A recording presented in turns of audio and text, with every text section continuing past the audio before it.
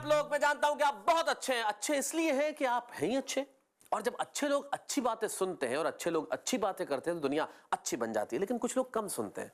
अब हुआ यूं कि एक बॉस की सेक्रेटरी थी, वो सडनली प्रेग्नेंट हो गई। तो सहेली ने पूछा कि भाई ये कैसे हुआ? तो बोली बॉस के बहरेपन की वजह से। बोले बॉस के बहरेपन का इसमें क्या योगदान है? बोले मैंने उन्हें जाके कहा था सर 2 साल से टेम्परेरी हूं, मुझे परमानेंट कर दो।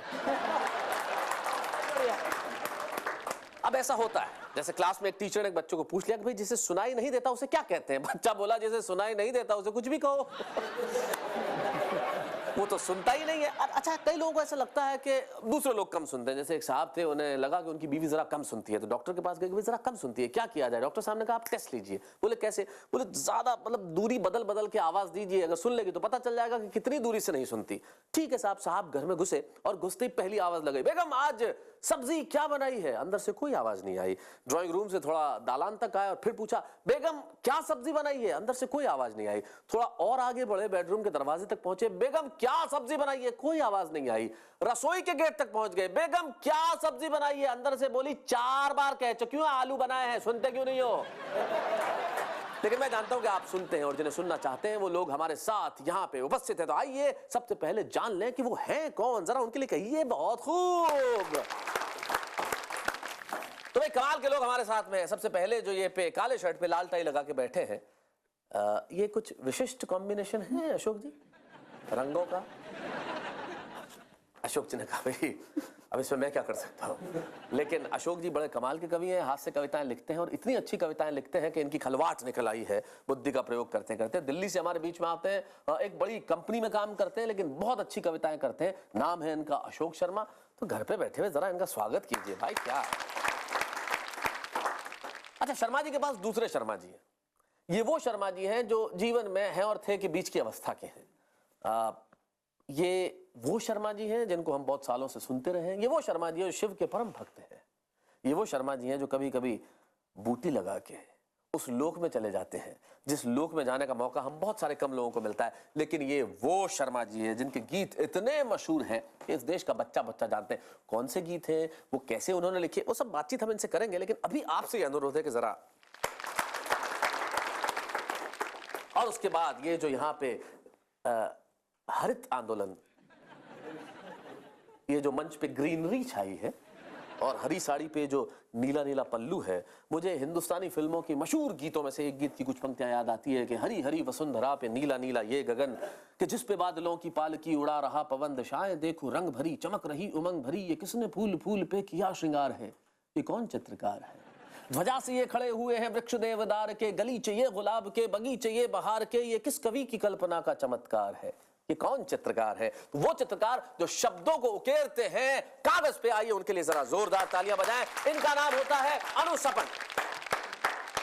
तो आइए मैं सबसे पहले बुलाना चाहता हूं जो राजधानी से हमारे बीच में होते हैं, अशोक शर्मा जी। अशोक शर्मा जी जरा आप कष्ट उठाएंगे, यहां तक आएंगे और हमें कुछ कविताएं सुनाएंगे और हम इनके लिए तालियां बजाएंगे। अशोक शर्मा। बहुत खूब के दर्शकों को प्रणाम करता हूं जी।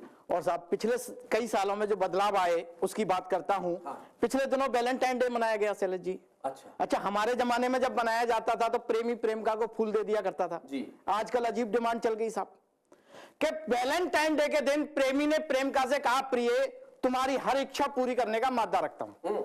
प्रेमी ने प्रेमिका से कहा प्रिय तुम्हारी हर इच्छा पूरी करने का मादा रखता हूं, मांग लो जो भी मांगना है, तुम्हारे लिए अपनी जान भी दे सकता हूं। ओहो।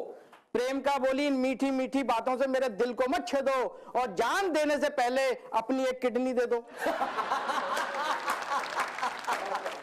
किडनी का नाम सुनते ही प्रेमी हड़बड़ाया, बोला तेरी तो दोनों ठीक ठाक हैं, फिर किस लिए? बताइए बताइए। प्रेमिका बोली मुझे अपने लिए नहीं अपनी दादी के लिए चाहिए।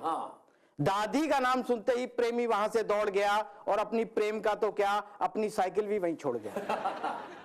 ऐसी ऐसे कई बदलाव आ गए साहब आजकल। का खास बदलाव यूं आया अशोक जी, पिछले दिनों मुझे याद है एक टीचर ने बच्चे से पूछ लिया कि भाई ये बाल दिवस 14 नवंबर को क्यों मनाया जाता है जी। तो बच्चे ने कहा क्योंकि ये वैलेंटाइन डे के ठीक 9 महीने बाद आता है। आजकल के बच्चे और भी हैं साहब, आजकल के बच्चे पिता से ईमेल के थ्रू बात करते हैं जी, कि बेटे ने बाप को ईमेल किया, बेटे ने बाप को ईमेल किया, पापा आज मम्मी ने खाना नहीं दिया। ओहो। प्रति उत्तर में पिता ने लिखा, बेटा भावनाओं में मत बहना, मम्मी को तुरंत ईमेल करके पूछो घर में रहना है या नहीं रहना। थोड़ी देर बाद जो बेटे का ईमेल मिला, उसे पढ़कर तो बाप का भी कलेजा हिला। लिखा था, पापा मम्मी ने आपके और मेरे लिए देसी घी के पराठे सेक दिए।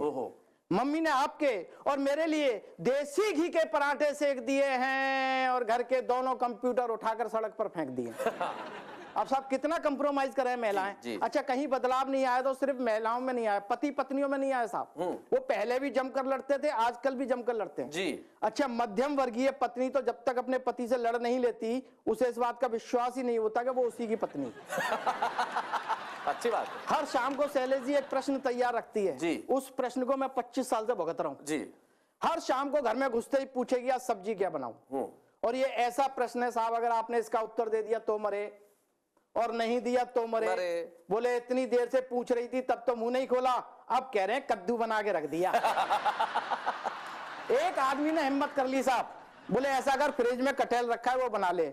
और बोले जो आलू उबाल रखे हैं उसका क्या करूं, उन्हें क्या सर में मार लूं। तो परेशान पति ने पत्नी से कहा, परेशान पति ने पत्नी से कहा, एक मैं हूं जो तुझे निभा रहा हूं। हाँ। एक मैं हूं जो तुझे निभा रहा हूं, लेकिन अब पानी सर से ऊपर जा चुका है, इसलिए आत्महत्या करने जा रहा हूं। ओहो। पत्नी बोली ठीक है, लेकिन हमेशा की तरह आज मत भूल जाना और लौटते समय चक्की से आटा जरूर लेते हैं। भाई ये पत्नियां डिमांड कर सकती हैं, बिल्कुल। अच्छा, ऐसा भी नहीं है कि पति ही दुखी होते हो, पत्नियां भी दुखिया जाती हैं। कि दुखियाई पत्नी ने पति से कहा, तुम रोज रोज नदी में छलांग लगाने की कहते हो, एक बार भी छलांग लगाई? हाँ। तुम रोज रोज नदी में छलांग लगाने की कहते हो, एक बार भी छलांग लगाई? पति बोला चैलेंज मत कर, हाँ। वरना करके दिखा दूंगा, अभी तैरना सीख रहा हूं, जिस दिन आ जाएगा छलांग भी लगा दूंगा। क्या बात है, बहुत अच्छे, बहुत बढ़िया। एक और घटना से जोड़ता हूं साहब जी। कि सुबह सुबह पत्नी ने पति को जगाया, सुबह सुबह पत्नी ने पति को जगाया, पति बड़बड़ाया, बोले 2 मिनट बाद नहीं उठा सकती थी? ऐसी क्या जल्दी थी? कितना अच्छा सपना दिख रहा था, राजा हरिश्चंद्र बना मैं और मेरा परिवार चौराहे पर बिक रहा था। राजा हरिश्चंद्र बना मैं और मेरा परिवार चौराहे पर बिक रहा था। पत्नी बोली फिर 2 मिनट में वहां कौन सी तुम्हारे लिए रोटी सिक लेती? मैं बोला बेवकूफ, 2 मिनट में रोटी सिकती ना सिकती, पर कम से कम तू तो बिक लेती। भाई बहुत अच्छे, रोटी सिकती ना सिकती, कम से कम तू तो बिक लेती। पति पत्नी के संबंध होते ही ऐसे हैं। एक रास्ते में पति पत्नी का जोड़ा जा रहा था कि रास्ते में कुआं दिखा, तो लोगों ने कहा ये ऐसा कुआं है जिसमें झुक के कुछ भी मांगो तो तुरंत सच हो जाता है। तो पति ने पहले जाके कुछ झुक के मांगा, लौट आया, फिर पत्नी मांगने लगी और जैसे ही मांगने लगी वो कुएं में गिर गई। तो पति ऊपर देख के बोला, मैं आज से पहले इन चीजों में यकीन नहीं करता था, लेकिन मैं जानता हूं कि आप हंसने हंसाने में बड़ा यकीन रखते हैं। तो अगर हंसने हंसाने में यकीन रखते हैं तो जरा सी देर मुझे इजाजत दीजिए कि मैं जाके अनु सपन को यह पूछ के आऊं कि वो क्या सुनाने वाली है। तब तक आपको इंतजार करना पड़ेगा और तब तक तैयारी रखिए कहने की कि बहुत खूब।